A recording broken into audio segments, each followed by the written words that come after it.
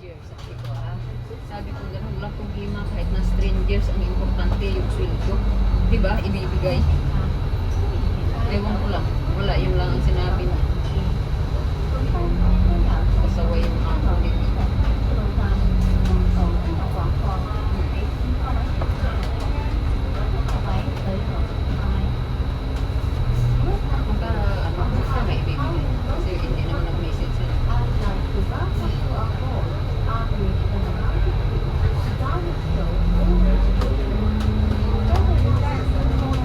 Isa pa yung amo niya, abnormal din. Mayaman naman yung babae, di ba? Saka babae naman kinabang din sa kanya. Di ba? Yan naman pinagsisilbihan niya yung babae. Hindi rin babae, kaliwat kanan talaga. Kasi yung lalaki nga, di ba? Ay, ewan. Ayaw nga pala, di ba? Pag dumating dito.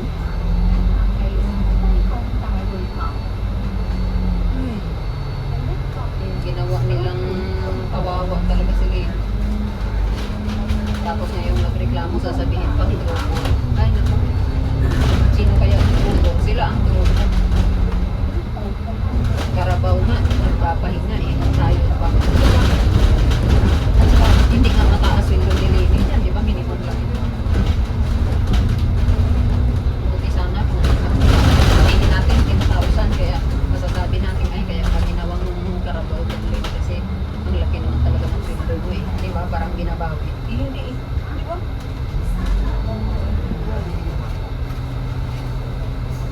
Dapat lang patulan niya. Basta ang importante yung sweldo ibibigay nila, hindi yung ilibre nila. Matigasan sila at saka baka sinabihan pa na kung paalisin nyo yan dyan, kailangan yung yung service bibigay nyo. Diba? Baka yan pa yung pinag-iisipan kasi sabi daw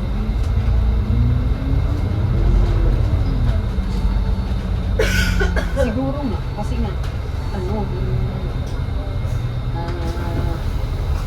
diba yung nanahimik lang daw, tapos yung lang daw sinasabi na trouble daw sila, tapos tahimik lang daw tapos nag-iisip pa raw sila ng next step. Sabi ko gano'n, nag-iisip pa ng next step na i-ano ko ba yan, diba? Hindi pa kayo yung tao siguro, yun nga, hihintay sila na silinin na lang magsabi, sige alis na lang ako kaysa maglanito tayo dito, diba? Pero kung ako kanina hindi rin patigasan rin tayo, wala kasi pwedeng magreklamo yan si lady sa labor, merong service ako hindi mo nila, diba? Sa pagod nila yun, hindi nila maibigay yung kapag mga mukha. Saka naman talaga ng babae, Teresa. Yung sa kabango lang nila, Diyos ko, ang mahal-mahal ng kabango nila. Ang kabango yung pangkaganda ba? Ang mukha? Ang mahal. Kaya sabi ko, Diyos ko, yung 3 piraso lang yata, yung 8,000 plus. Oo, kasi nga, di ba, binigyan sana ako ng pakto ng pambili. Sabi ko kay Nino, punta tayo doon, try natin. Hindi nga magpapakita sa hindi kasi nahiya kasi siyempre kilala naman ako. Tapos yun ako ang nagtanong. Sabi ko, magkano yung tatlo na yan? Sus, pinakita sa akin yung total 8,900 ba yun? Sabi ko, lintek na yun. Sabi ko, lintek na tayo. Sabi ko, ang mahal. Sabi ko, 8,000. Kaya na. Oo. Kasi alam mo yan sa kanila, hiyang sa kanila. Kasi alam mo, mga puti na sila eh. Di ba? Akala nila nagbago yung mukha nila, pero hindi naman eh. Maputi lang kasi sila. Kaya akala nila nabago. Wala eh. Kita mo sa impact ba nga eh. Iba-iba ang ginagamit. Kung wala siyang make-up umaga pag lumabas, Diyos mo yung mga walang nabago. Nagbabago lang ang mukha niya pag nag-make-up siya kasi natatakpan niya. Kaya sabi kong gano'n, Diyos ko, bibili ako 3 piraso, 8,900. Ay, hindi na. $1 yun. Sus sabi ni Lini, o ano, bibili ko. Sabi ko, hindi ah. Sabi ko, 1,000 lang. Ibili ko dyan. Sabi niya, di isang piraso. Ay, hindi na. Sabi ko, yan. Sayang yung pera ko. Akala ko naman, nasa mga, halimbawa, tapos 200 lang, o 100 plus lang isa ba?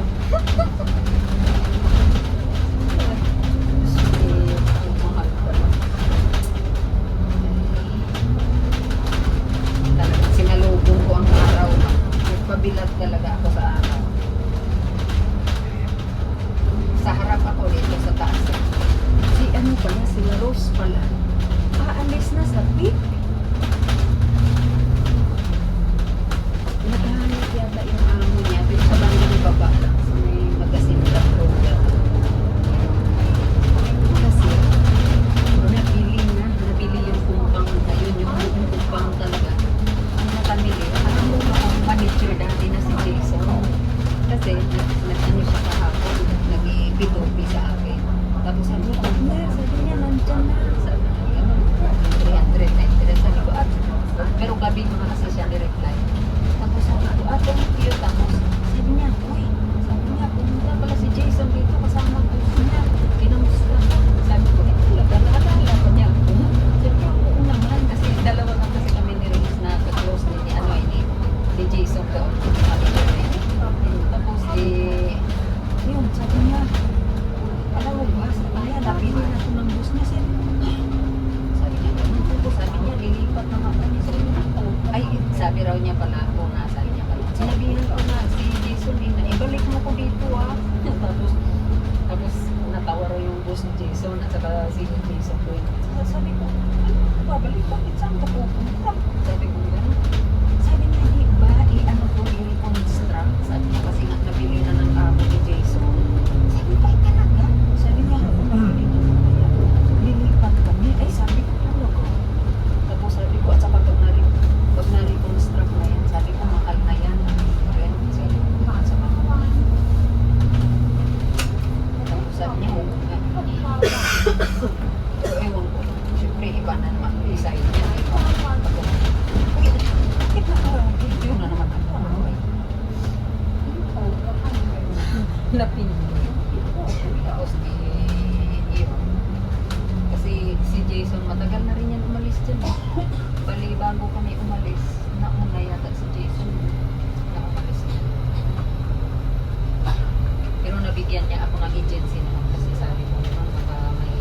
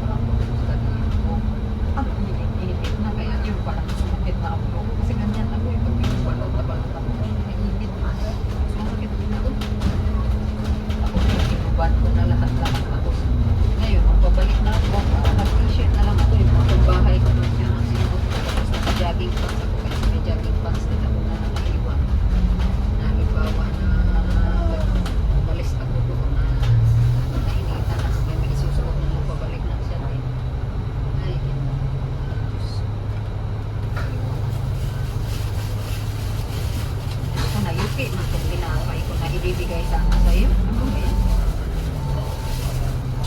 Mainit pa. Mainit pa kaya Teresa. Patikman ko lang sana sa'yo. Kasi alam mo naman, naumbok lang yan. Kasi di ba, yung bang akala mo ang laki-laki. Pero pag naipit,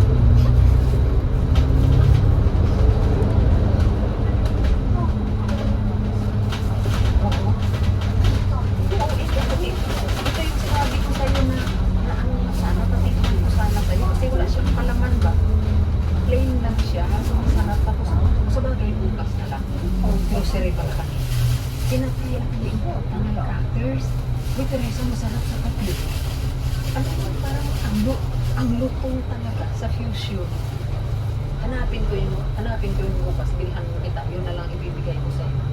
Kasi ano yun, magustuhan mo yun. Hindi siya matamis na. Basta madami na masarap ang lasa. Bukas na namin. Yun na lang ibigay ko sa'yo. Kasi huwag na kung nakahintip na ako kayo. Diyos ko, ano ba yan? Matikman mo lang sana. Kasi ano, hindi siya matamis ba tulad sa akin. Simple lasa. Maganda sana pang kape mo. Kaso lang na yupi-yupi na. Mainit pa. Kasi pagdating ko,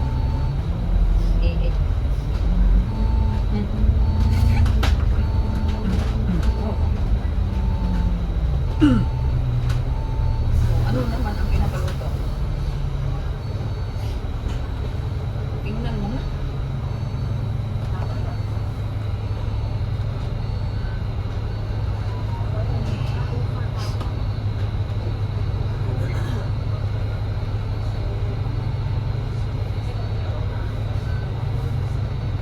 Oo. Tira-tira na lang.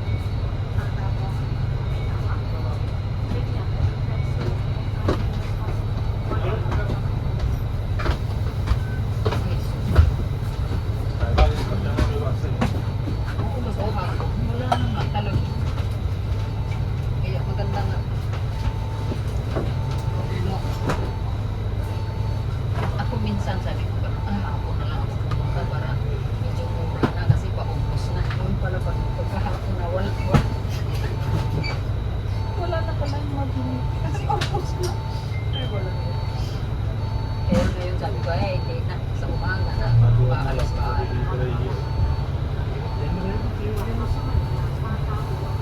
Ano bang pinapabili?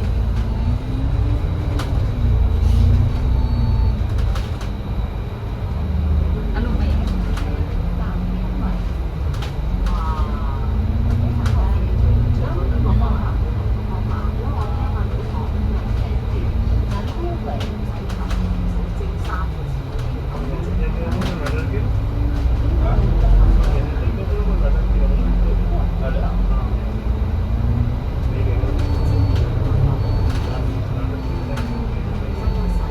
Ilang klase ba papaluto niyan?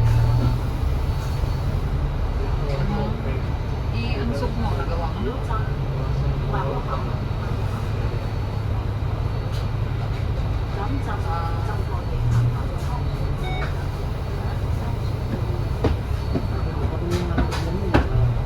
Kumakain ba sila ng zucchini na yan? Yung minsan parang yellow, mayroon ding green yan. Yung parang light green yung minsan yung iba. Zucchini, yung ay, parang Filipino siya ba? Pwede yan. Oo, pwede mo siyang pwede mo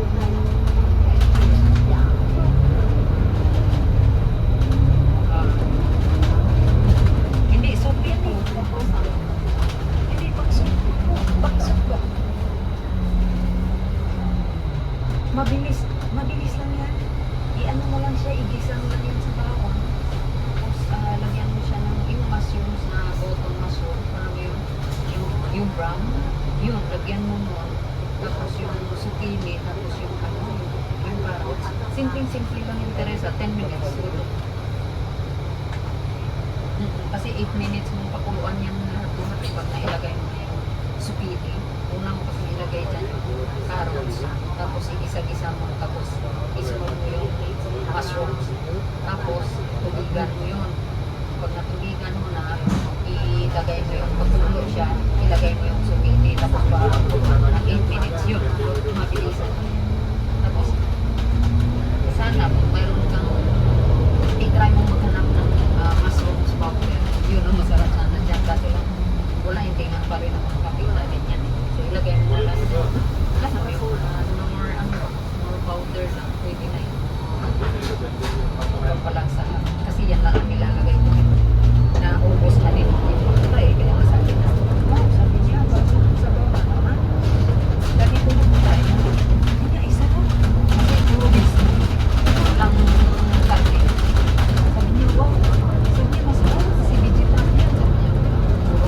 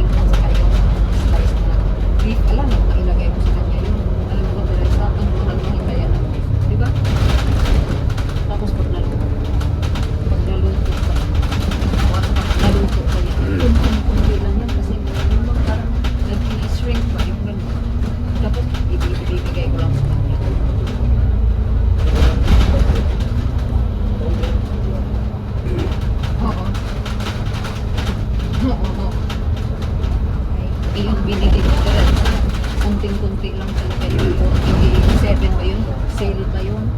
So, akala niya siguro ilalagay ko sa kanya. Pinayaran ko sa kanya kasi siya ang nagbayad sa voucher. So, ngayon, nandun na kami sa labas na naghintay na ng driver dito. Sabi ko, ito pala yung sa ano ko. Okay, magkano ba yun? Sabi ko,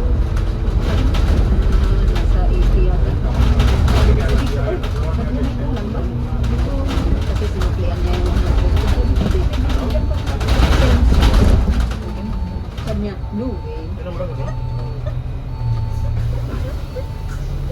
Kasi baka mamaya sabihin niya na hindi mo lang ako binayaran may 10 cents ko.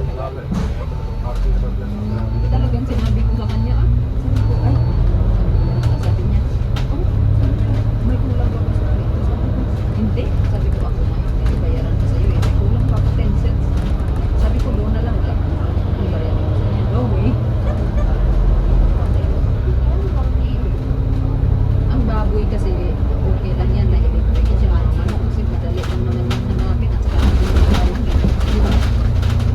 Eh, hindi ka naman kaliwa rin na ako kumakain ng break kasi bumili siya kung gusto. Di ba? May pera naman siya. Noon bumili, parang isang beses lang talaga siya. Ano yun, yung giniling. Tapos yung sabi niya, ay, ang sarap pala kaplugan nito. Sabi ko, ang malasa ang beef. Sabi ko, sa kanya. Wala na rin. Hindi na rin umuwi. Sabi ko, siguro nga, namamahal na.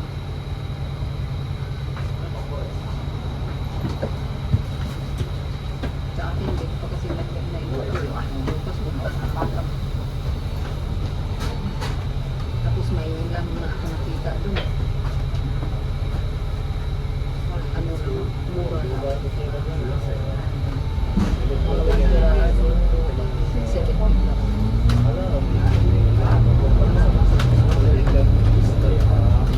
Yun, makain yan siya ng lasa. Hindi ko man narinig yan.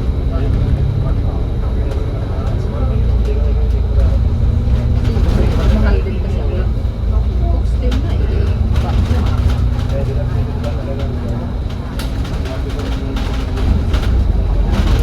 Naipako kasi ko kinalipisit siya.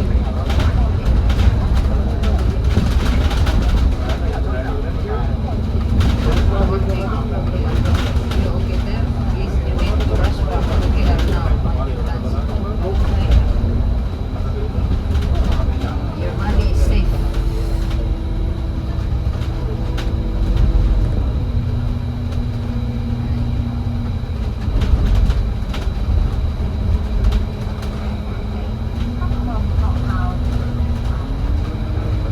Paano ba pag-English na nasa bus na?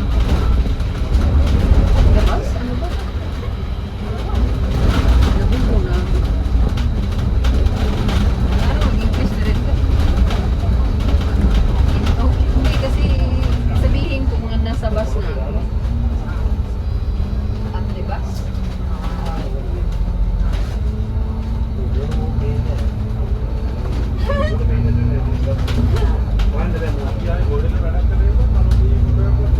Nahiya. Hindi ko na maintindihan.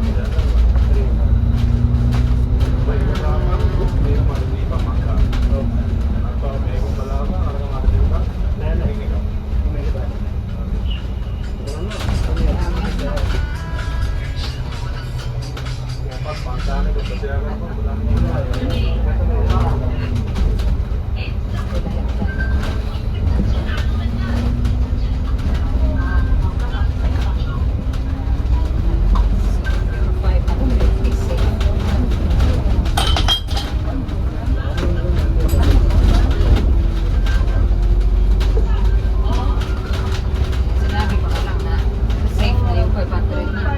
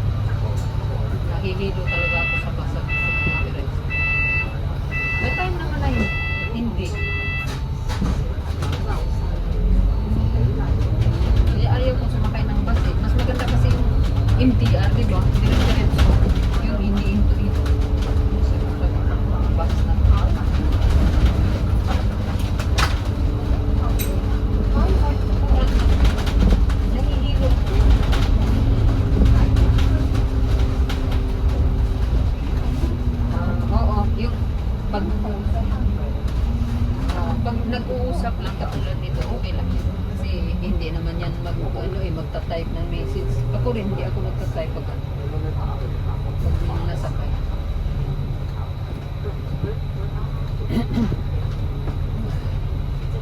Alam mo, ang ganda ng mga bundok na madadaanan mo dito. Alam mo yung parang vulkan na matumbis yung mga bundok. Puro bato.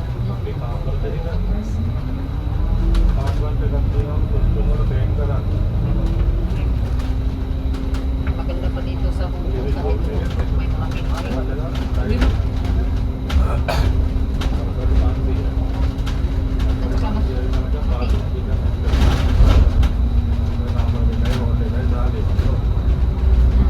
iba dito, hindi naman naglalandslide. Alam mo kung bakit hindi naglandslide? Kasi may pang ano sila, may pang harang. Sinisemento nila ng yung mga bundok. Di ba yung mga gilid-gilid?